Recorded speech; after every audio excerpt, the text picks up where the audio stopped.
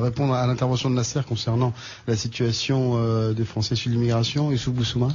Bah oui, non, je veux dire que M. Finkielkraut prend de grands airs, mais en réalité, il faudrait savoir si d'abord il est habilité à parler du racisme. M. Finkielkraut qui a signé la pétition d'Oriana Fallachi. Il n'y a pas d'habilitation. J'ai rien signé d'Oriana Fallachi. Vous n'avez pas condamné cette... Si, je l'ai condamné trois fois. Pas condamné. Je l'ai condamné 3 fois. Vous n'avez rien. Vous lire, je l'ai condamné dans l'actualité. Je l'ai condamné dans le Monde. J'ai dit qu'elle était raciste. C'est pas vrai. Vous mentez. Monsieur, j'ai là une déclaration de vous. J'ai une déclaration de vous, Finkielkraut.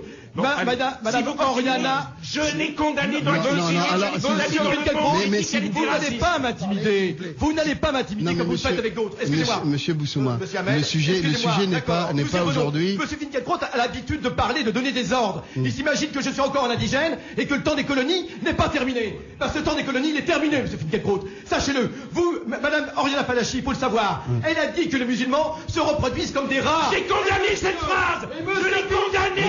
Allez, monsieur Finkielkraut, j'ai devant moi un texte.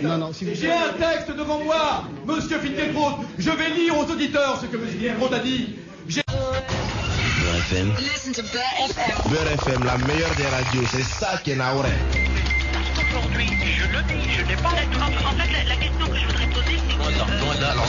Justement, une conclusion pour comprendre ce que je vais dire. C'est pour ça que j'essaie de... Personne ne s'est soulevé. Vous comprenez ce que je dis? Oui, le contexte international. Le forum débat de Beurre FM. Ahmed El-Kayi. Suite de notre forum débat et toutes nos excuses pour ce dérapage. Merci d'être resté avec nous. On va tout de suite continuer à prendre vos questions. 01 48 060 060 ou 08 92 68 10 67. Nous allons répondre, monsieur Alain Finkielkraut, à la question de Nasser qui nous appelait d'Angleterre et qui voulait un petit peu avoir votre sentiment sur la situation aujourd'hui en termes de représentativité dans les différents corps de métier en politique de ces Français issus de l'immigration et particulièrement de confession musulmane. Approchez-vous du micro. Il a raison.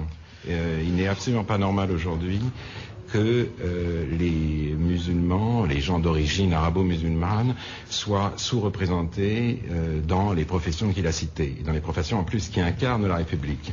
Il faut tout faire pour mettre un terme à cette situation, à ce blocage, à cette difficulté. La question, c'est celle des moyens.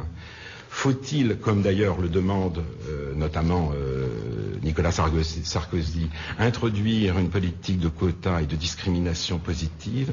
Je n'ai pas de réponse absolue. A priori, parce que je suis républicain, j'y suis hostile. Je crois au contraire qu'il faut, donner à l'école toutes ses chances. Or, l'école française aujourd'hui n'est plus une école de la promotion.